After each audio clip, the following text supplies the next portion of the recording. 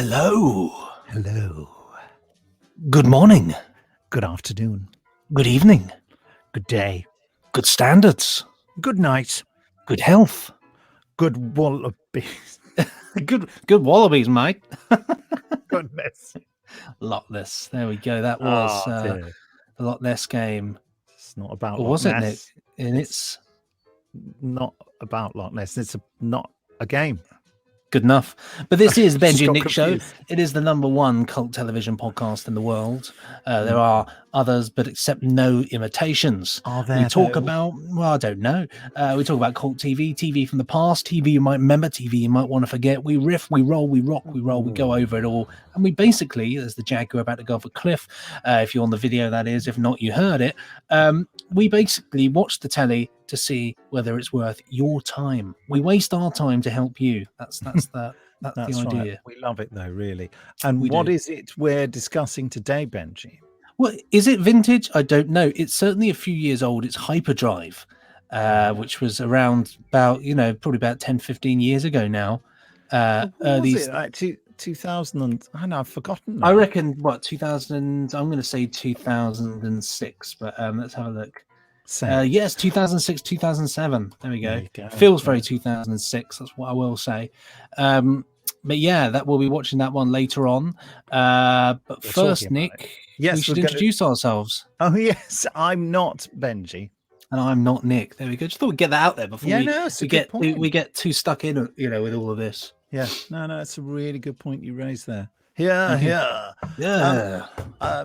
I also would like to put forward a motion that shortly we'll be reading out some emails sent to podcast@nicholasbriggs.com. If you want to Jolly communicate with us, do send in an email. We've got some corkers today and some emails.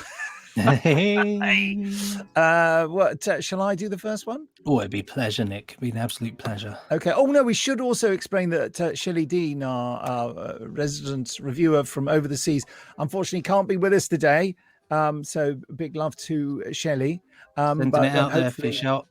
And hopefully she'll be joining us at some point soon in the future. It's going to be a bit of a vintage podcast, back to our roots today. Yeah, just me and Nick. It's been a long time since you've done that. So, the old times. So this one is from Miles Parrish. It's called Streaming Colds and the Stone Tape. Hi, Benji and Nick. Continuing to enjoy the podcast. It's a good start. That's a good start, isn't it? It's a good start.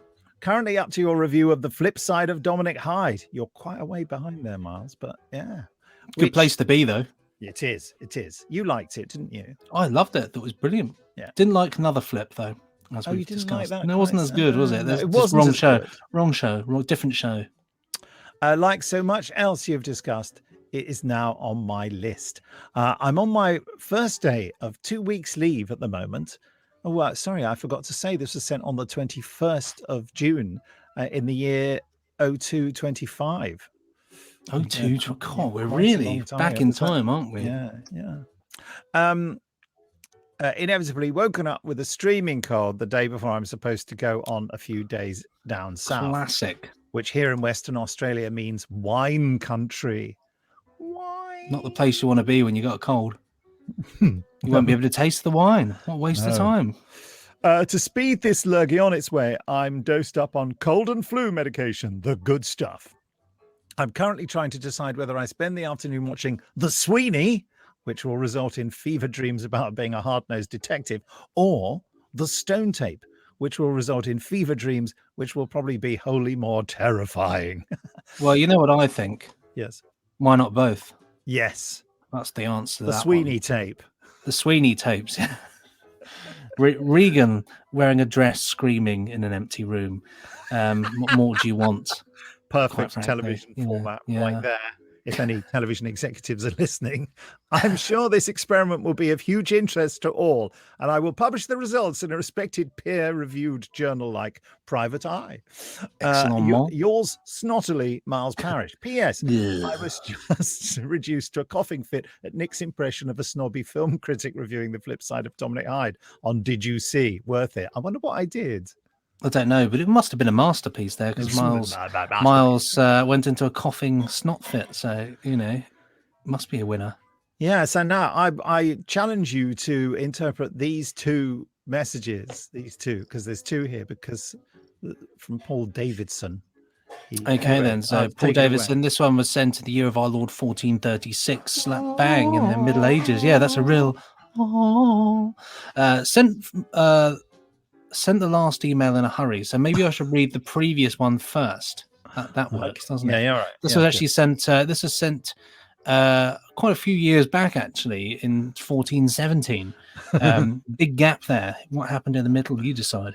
Heard about your podcast a while ago. I only just started listening in great details over the past few days. My favourite shows are the ones about the Owl Service and Catweasel, both Sunday afternoon Doctor shows. Who. Yeah, as well as all the Doctor Who references, having been a fan since 1977.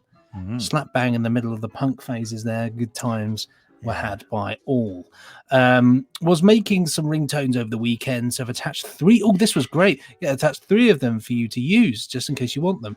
2 are music, which could be ringtones or message tones, and the other is a line that you mentioned on a couple of podcasts, which of course was "You fool, you old fool." Yeah, and there was the music from the Ambassadors of Death, wasn't there? I might have to have that as the ringtone for when you ring me, Nick. It seems very fitting, does it? It does. Although I'd probably be really frightened if I was out and about and I heard that. I'd be looking around for an astronaut who's going to go. That's exactly what I'd be looking out. What's that great bit in the Ambassador of Death, by the way? You know, he touches that beam that goes along, you know, the gate. Oh, yeah.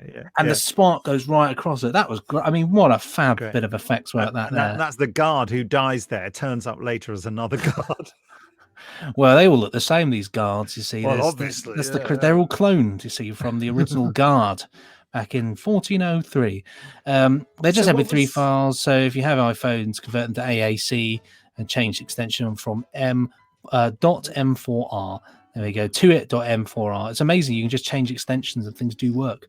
We've got another one here. Hello, but no, but the earlier one, what did he say there? He said, I'm going back to that one here. Sent the last email in a hurry, but was thinking of the subject for the podcast, and I can't see that you've done it. Is one about public information films. There are the ones that everyone seems to remember, like the spirit of dark and lonely water. Yes, creepy. And Charlie Says. But there are some which I seem to remember. Click the links below to see if they bring back the memories. Let's have a look. Open link. See, I wasn't alive for all of these, but when I was very young, I knew them all. Oh no, here we go. It's a girl in front of a car, ice cream, slap bang. His phone's ringing. Oh dear, he's made a mistake. See, they are creepy, aren't they? These horrible old public information films. The other one, what's the other one? Not Mr. Blunders, is it? Here comes old Blunders. What is it? No, it's not. Child Killers, this one is. Oh god. Oh my god. Oh, it's a man hanging outside on a gate. Good lord. He looks like a sort of alternative world version of Robert Carlyle. Oh god. Oh, that's too depressing to watch. That it is creepy. It is. Oh god, yeah, that is very depressing, isn't it? We could do one about public information films. We could do that. Very much UK based. It certainly would be. I mean, you know, I could talk a lot about Apaches, which if you haven't seen it, check that one out, because that is a public information film and a half. Yeah, what was that about? I remember that. There was the one with the kids on the farm. Don't play on farms, Apaches, and they were playing a game, and they all die in horrific ways. Yes, one of them was drowning in pig poo, drinking poison, being crushed by a tractor. The list just goes on. It's horrific, absolutely horrific. I don't know. I'm laughing out of sheer nerves. Can you imagine being that farmer and being like, right, one of them's been rammed down by a tractor. That means that none of this must ever happen again. Next week, so and so's drunk point. Oh, for goodness sake! Next week, so you've never guessed. So and so's gone and drowned in the pit. By that point, he must be thinking, "That's it. I'm leaving the farm business. I'm going to become an undertaker and capitalize on all of this." No, he wouldn't think that. Maybe we'll do public information films. That's a great cracking idea there, Paul. Appreciate you messaging in. You've got us one here as well, haven't you, Nick? Yes, and from an Iron Hunt, this is sent on the What's up? 25th. Yeah. Did you say something? Sorry. I said, "What's up?" As I said, you just said it's an Iron Hunt, and I said, "What's up?" Why did you say that? Just being polite and saying hello. Oh, I see. What's up? Is that what that means in young? Just saying, "What's up? What's up? How's it going?" What's up? Seems to me like something's Mock wrong. the wanted to honk, those sorts of things. And this is sent in the year 0332. Dear Nick and Benji, I've just finished catching up on the last few months of podcasts, which is a very different experience. I noticed that a certain slightly harassed guest hasn't made an appearance in a while. You basically get to whistle through time. The recent Red Dwarf podcast has made me want to rewatch some of the episodes, but that isn't what I want to mention for this subject. I heard there are 4 Red Dwarf novels based on some of the episodes, including the episode The End, the first episode, but also Backwards and other significant ones. I heard that one which might be Backwards is a lot darker than the original episode. Other than that, I know little of these. Other than that, I know little of these novels, other than they contain some significant changes. I did find the change for the 3rd series is quite significant. One slightly controversial opinion I have is that I quite liked series 8. I thought another series like that would be nice. I found that having a lot more characters around made a nice change of pace. From what I read, online fans hate this season. Do you know what? Is that when they bring back? I think that must be the one where they bring back the whole. Let me have a look. Yeah, I remember not liking it. On another note, I feel like suggestions could make for this show is limited. Being born in the late 90s, most of what is discussed was made before I was born. And the discussion of Jonathan Creek is vintage. It is a little odd since it started broadcasting months before I was born. But enough of the long lead-ins. One show I could recommend is Under the Mountain. Do you know Under the Mountain? Never? That was the correct season we were thinking of, by the way. Under the Mountain. I watched this once on DVD when the DVD was released. It was a good choice for this podcast. It's a show my parents watched as kids and showed it to a 10-year-old me. Watching it with my parents, said, very scary. I've never found... Oh, wow. It looks very interesting. Show focus on twins Rachel and Theo Matheson. Whilst on school holidays in Auckland, they're contacted by a man named Mr. Jones, not Terry Jones, who had met them briefly 8 years earlier. This time, Mr. Jones reveals his true identity and mission. He is an alien, a member of a mysterious race called the People Who Understand, and was sent from another world in a battle against another race of aliens. Do you think that there might be something of it on the internet? We'll have a quick look. Possibly. Yes, episode 1's on YouTube, actually. Let's just have a quick look. Oh no. And oh goodness. I can't tell. Under the Mountain. It's a film, mini-series. Interestingly enough, the man, by the looks of it, appears right at the end. So you have to sit through an episode of them just going around the mountains or something. Gonna sneeze. Thank you very much. Is that Under the Mountain television? It looks like it's not English. I don't think it is. Well, they're in holiday in Auckland, so I assume not. But I'm not seeing any sci-fi elements yet. I wonder, is this the correct one? Was a science fiction children's serial based on a novel by Maurice G., which aired in 1981. The series followed red-headed twins Rachel and Theo in their battle against the alien Wilberforces, who were able to change from humans into giant slugs. In this scene, the twins encounter the scary Mr. Wilberforce.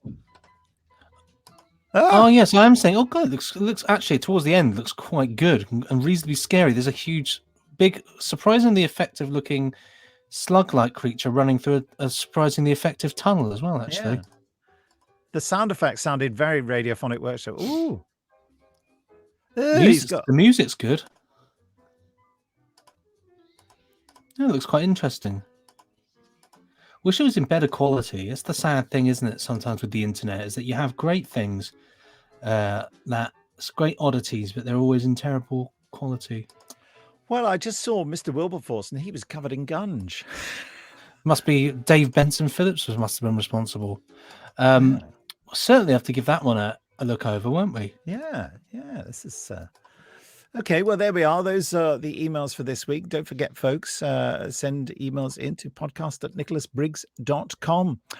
Shortly, we're coming up to talking about Hyperdrive. We should just mention that we are on Patreon. If you want to go on there and become a patron, you get to see a video of the podcast and all sorts of things. One of the things you get to do is every month, if you're in the top tier, the Loch Ness tier, you get to have a little sort of private Benji and Nick show, and you get the Loch Ness Live Lounge where you get to play Loch Ness with us if you want to. And we're going to play our latest one, are we not, Benji? We certainly are. So sit down and let's see who's the current Loch Ness champion.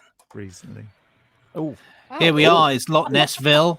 This time, once again, where we gather on Loch Ness Mountain to nest together to determine this week's or this month's Loch Ness champion. It's a rocky road. You never quite know where you're going to get. Sometimes you're a winner. Sometimes you're a loser. We don't always know. I believe it was Nick. Were you the victor last time? I seem to recall. I honestly can't remember. It might have been a swerve. I can't remember. But anyway, this week we have. Is Shelley? Are you playing? No. Oh, come on. You played. You were good at it. So well last. All right, I'll play. Yeah, Chris, I take it you're refereeing. Chris is the referee. Chris is the referee in his role there. He's good. He's firm but fair, is what I would say. We've got Carl and the mysterious Mr. C with us here today, who are going to try their attempt to become champions of the good ship Ness. So without further ado, What order are we doing it in? Who goes first? I think, Nick, you should start because you won last time, I believe. Are we going to keep the order this time, or are we going to reverse it like last time? Oh, Let's keep that the would be order. yeah. Maybe I think reverse it because it Oh God! throws people. Yeah. I think that is a Are we spanner all in the seeing- works. It's not like Zoom. We're all seeing each other in the same order, aren't we? I believe so So because it this should is. go from me to Colin to Carl to Shelley to Benji. Hold on, what? No, Wait. but then why don't we go from Benji, it's- Shelley, Nick, Colin, Carl, Benji, Shelley, Nick, Colin, Carl, like that. Does that make sense? Oh, no. look, what now happened? now it makes sense. I'm in the middle. That makes What? Oh, I'm There over we here go. now. yeah, that Is that- makes is that- sense. Does that work now? There we go. Look at Yeah, that. Chris is in the All right, so bottom Benji, right Shelley, corner. Nick, Colin, Yep. Carl. Yep, Okay. there we go. Yeah. Okay, then so I'll start then. Okay, then. So without further ado, good morning. Good looking. Good afternoon. Good year. Good to see you. Good day. Goodness. See, this is why I didn't want to Loch play. Ness. Okay. Loch Ness. We carry on, don't we? Yeah. It's from me, is it? Yes. From you. Yes. Good plums. Good tidings. Good point. Good night. Good heavens. Good job. Good grief. Good girl. Good. Oh, well. Loch Ness. Okay. Loch Ness. Me. That's good. Yep. Yep. Good golly, Miss Molly. Ooh. Good boy. Good vibrations. Good wood. Good Friday. Oh man, Goodwood really got me because I've been to Goodwood. Goodness. Loch Ness. Me again. Yes, Yeah, sir. you again? Good versus evil. Good King Wenceslas. Good call. Good point. Goodness. Yes. That was That a was duel and a half. Rousting round of Loch Ness. Wowza. There we go. Wow. Superb. Well, let's hear first then from Carl our well, Carl is the victor. We'll hear from our loser first. In the Shelley can go first. Shelley was knocked out first. I'm the Shelley, biggest how's it feel loser. to be right out of the competition? I early felt on? too confident going in.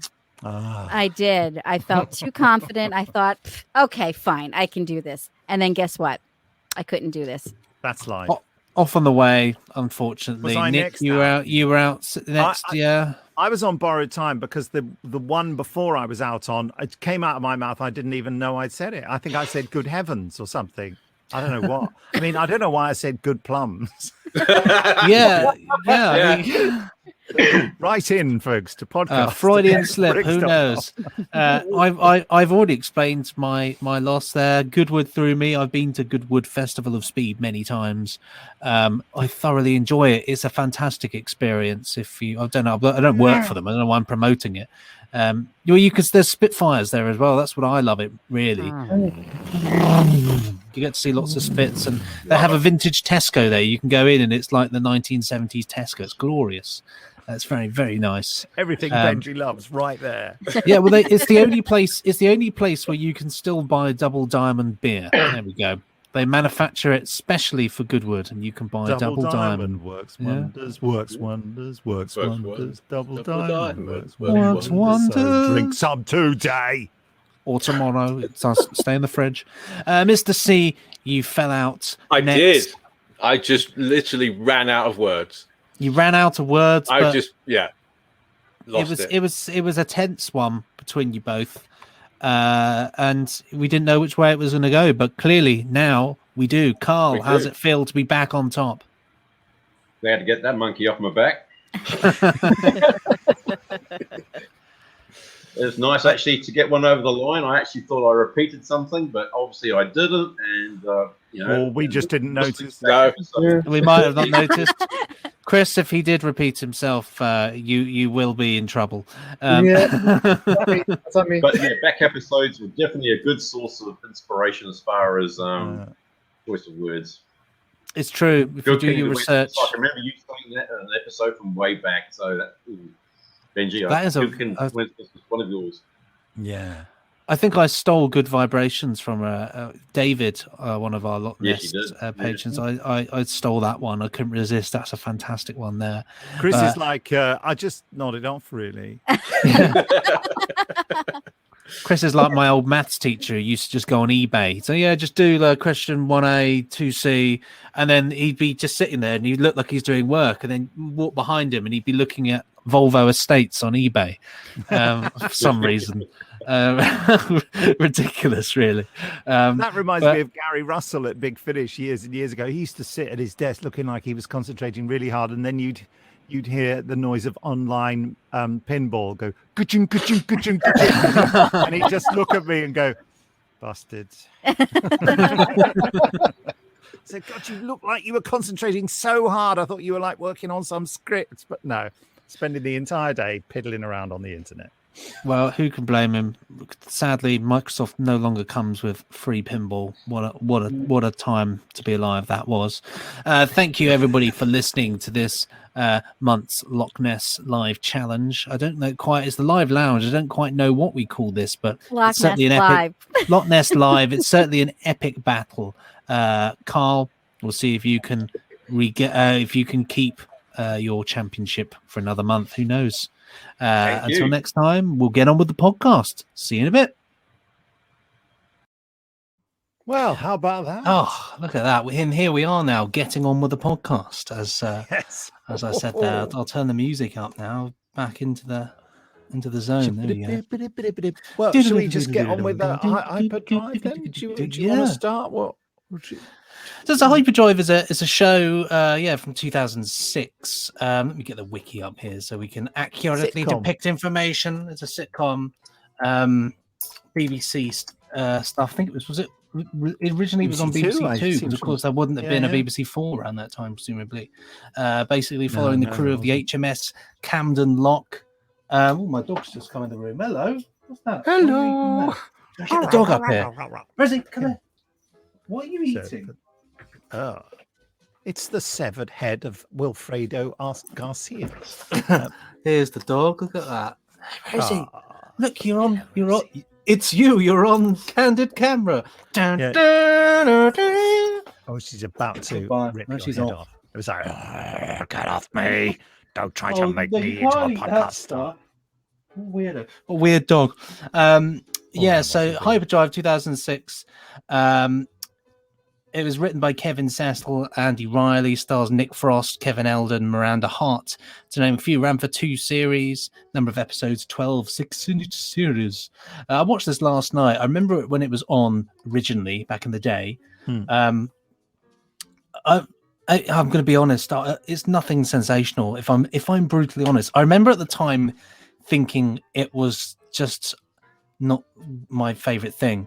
It was not that it's bad. I think basically what's great about it is the same that's great about all these sorts of shows, is that they're made by people that love science fiction, and in particular made by people that really love Star Trek.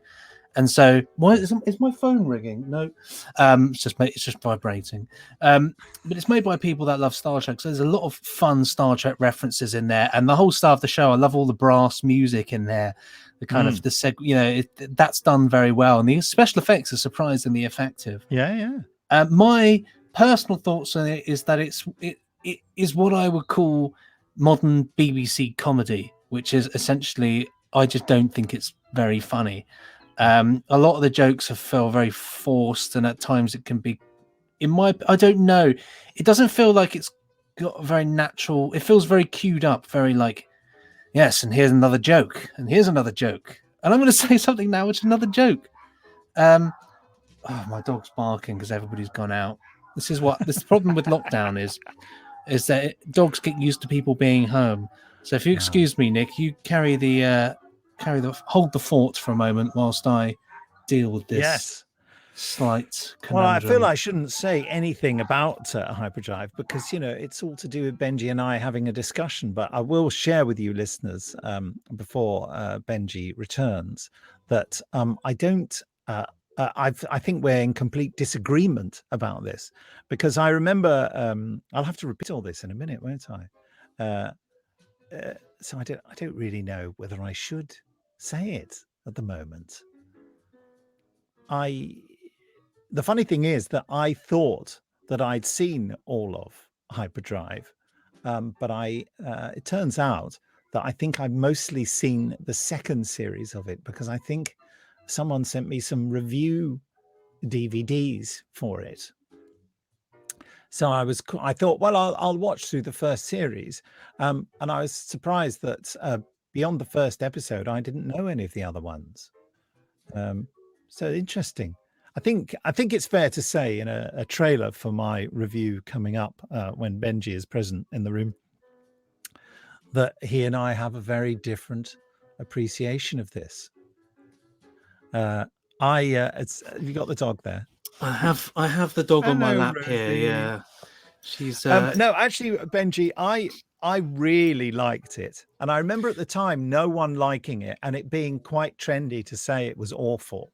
But I think, and contrary to what Mr. C says, I think it knocks Red Dwarf into a cocked hat. I find Red Dwarf a bit of a struggle and a bit irritating, whereas this, for me, just sailed. I watched the whole first series straight through. Really? I absolutely loved it. I love all that sort of like, I think Nick Frost is the reason it works. I think Sanjeev Bhaskar is a great actor, but apparently there's a pilot with Sanjeev Bhaskar as the captain, and I can't see him pulling it off. I think he's a brilliant actor and brilliant at different things, but Nick Frost really makes this, I think. The fact that he is exactly the wrong person to be in command of a spaceship, but he makes a really good go of it. And what I like about this series is that it's not entirely obvious. No one is just one kind of character. Just when they set up the obvious thing about the character relationship, they subvert it a little bit, and something happens where they're brave or they're wise when they appear to be just a stupid character. I particularly like Kevin Eldon's character, who's like this, who just wants war and battles all the time. He's really funny. He is really funny. And the opening scene, isn't it? It's all battle alert, and he's about to blow this ship up, and then Nick Frost says, he stops him pressing the button and says, we don't blow people up on the invitation list or whatever it is. They're just, as it turns out, they probably should have blown them up, actually. And I love those aliens who just constantly lick people's face. Yeah, this is not sexual at all, but it clearly is because they're The glish. Yes, we'd like to rub our genitals on your head. I did enjoy that bit. It made me laugh out loud. I mean, so yeah, I really like it, and it is, as you said, it is stylishly made. I mean, it is really that's what wins it for me, is that it's gorgeous, and the way it looks. They've really taken the time to kind of work it out and be like, this is Star Trek here. This, Patterson Joseph doing a nice little guest turn every episode. Great, isn't he? Really He's good. Really annoying commander who's always busy doing something else. Again, Malcolm, and disappears. Yeah, I mean, none of it is, I suppose, trailblazing, but I loved its affection for science fiction. I just thought it was really well made, and the comedy was good. There are a couple of bits I laughed out loud about. The genitals, obviously, because that's my sense of humor. Genitals, just say genitals and I'll laugh. Genitals. Plums. Plums, good plums. So I really liked it, and I know Miranda Hart is a pet hate of yours. Felt slightly sorry for her watching this because she was a lot heavier. She's so tall, isn't she? Yeah, she's very, very tall. And it was a sort of sexist joke that she's a kind of dumpy, unattractive woman, but of course he's a dumpy, unattractive man. So it's kind of like he does consider having sex with her at one point, doesn't he? But it's because it swings and roundabouts between them, isn't it? I mean, I can appreciate why people find her funny, and I have great admiration for the fact that she keeps kind of slapstick comedy alive in some respects in a lot of what she does. I don't like her show, to be honest. Just not particularly. It's not my comedy, and that's fine. Yeah. And with this show, it's kind of what I would call that modern kind of BBC comedy. It's just not my type of comedy. But then there aren't many modern comedies that really do it for me in the same ways. I mean, when I think of comedies of recent years, I mean, still one of my favorites was How Not to Live Your Life. I'm a huge fan of that. I thought that was fantastic. Dan Clark, BBC 4, fantastic show about a character, Don Danbury. He inherits his granny's house, and it's just this massive house, and he's just a bit of a twat, really. And his granny's live-in carer is still living there, and just somehow decides to be his carer. And it's all about how to pay the rent. He has to taking a lodger, and it's of course a gorgeous girl that he loved at school, and it's really funny. It's really funny. But that was a great show. A recent comedy for me that I liked is Ghosts. Ghosts is spot on for very very good modern comedy, but it's in the same way. It's well written, and it doesn't feel like forced comedy. It feels like it's just. I mean, the thing about what makes Ghosts great, in my opinion, is it's just got such a perfect cast in it. Yes. Such an experienced cast who worked together for many years as well. Yes, on horrible things. Histories. Yeah, and you can just have you seen the trailer for the American version of Ghosts? No, but I bet it's weird. It is totally weird. Yeah. It's kind of like the difference between the UK and America right there in the trailers. It's right just from the off. Yeah. How bizarre. I kind of don't like it so much. I feel bad saying this with Shelley not here to defend her country. But back to Hyperdrive. Yeah, for me I really enjoyed watching it, and I will watch the second series, which I think, as I said, I may have seen before, but it's the first series I hadn't seen. I thought I'd seen it all, but I'm aware that it's not. I mean, I'm surprised they commissioned it, because I remember at the time I didn't know anyone who liked it. It's one of those things. It's just and I wasn't into it. But it doesn't mean I didn't think it's very good. I didn't think it was very funny. Was the problem that I found with it. But that's only because I knew fairly quickly that was the reason why, and it's not to do with the writing in terms of the way it's structured the plot, because it's got some fun moments in it. Stylistically, it's everything that I would like. I did love that sort of Farscape type character who's sort of just controlling the ship by doing these weird interpretive dances. Oh, I know, and she's great. And her part gets more important as the series goes on. I've also watched some behind the scenes features on the DVD I've got. And when she's interviewed, she pretends to be an Eastern European person who's been kidnapped by the production crew made to be in it. She won't do a proper interview. Oh, how funny. So that's quite funny. She does this outrageous Couldn't do that now. accent. Couldn't do that now. Couldn't get away with that now. No. That's why it's interesting seeing all the behind the scenes stuff with people saying all sorts of things that they'd get cancelled for now. So buy the DVD, folks, and see some interesting comments by Nick Frost and co. I think, basically, I've got this ambition, actually, that one day I can remake Department S and cast Nick Frost as Jason King. I just think that would just be amazing. Wouldn't it? Like this guy who just thinks he's absolutely it with women, but isn't, Although sort of is. They find him irresistible. I think he would be just amazing casting in the role. Can you imagine with the moustache and everything? Thing is, he'd pull it off. That's what's funny. He would absolutely pull it off. I think that Nick Frost can pull anything off. Actually, I think if you were to make him, it sounds like a bodyist comment I'm making here, but he'd be good as Cracker in Cracker, not as Cracker fits. I think he would be good in I think has anyone ever cast him in a really serious, dramatic role? Should we have a look at his history here? Let's have a look. Because I think he's absolutely got the acting chops for it, because he's so funny, because it's just so honest what he does. And sometimes he just happens to be playing ridiculous characters, but it's just, and of course the chemistry he and Simon Pegg have on screen is always obviously, isn't it? I'm just looking into it now. He's been in Into the Badlands, sci-fi martial arts series, Doctor Who with Santa Claus, of course, wasn't he? Yes. But it was a sort of humorous character, wasn't it? But yeah. Oh, he was in Spider Plant Man. Yeah, of course he was. Spider Plant Man. He was in Big Train, actually, as a construction worker. How interesting. Big Train. I love it.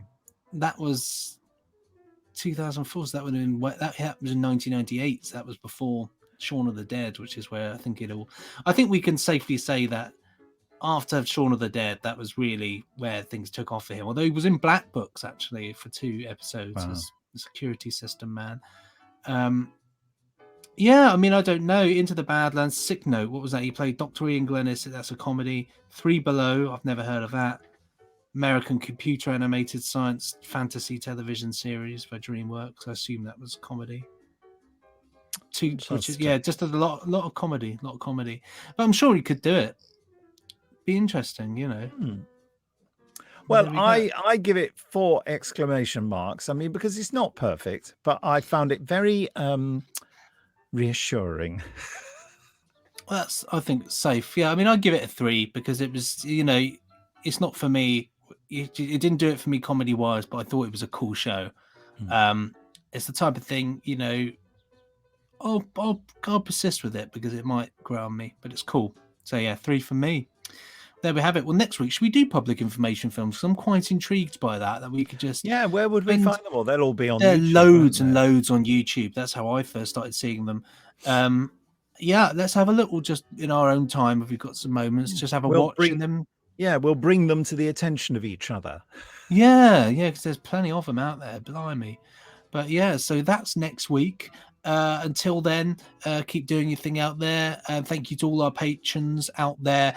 We are looking to have the end credit sequence as like a thing. It's been a bit of a manic time for us this week, so we've not got around to doing that. But hopefully at some point next week, if we can, there'll be a sort of bumper, massive end credits sort of thing with all the shout outs that we need. But we know and we love you all. Thank you so much for your patronage. And we'll be seeing you next up for the after party, which you can get for £1 on our Patreon, and you can you can't. That's a complete lie. We're doing food TV dinners, which you can get for £1, which we're doing after that. But yeah, if you want to, what do you get the after party? How do you get the after party then? After party is on our Patreon. Let me have a look here. I should know this since you brought it up. Now we're unfortunately I'm a fool. Let me have a look. Fool. You old fool. The information is easy to find. It is easy to find. Well, it's because I've got this dog on my lap that it's really making me slow to do things because I'm trying to balance having her on me. Yeah. So you get access on here. So we've got all the Patreon levels here. If you pay £10 a month, you get access to 1 exclusive audio commentary per month. That is, you also get loads of 10% off merchandise, 10% and 5% off merchandise, an extra shout out in the podcast, and you don't get the after party in that one. Why didn't I read that and just not think I did? No, the after party's in £25 one there. The goodness tier, our most popular tier actually is that one there. You get the video of the weekly podcast, you get the audio of the after party, you get to submit discussions for what we want to talk about. We have Inside Telly, which is our fantastic audio sitcom sort of thing there. Make of that what you will. Get plenty of discount there as well, but yeah, give that a go. Which the makers of Hyperdrive will be reviewing. Yeah, probably will, and they'll give me a 3 and say it's just not for them, which is totally fine. But anyway, thank you so much. We'll be seeing you next time here on the Benji and Nick Show. Cheerio.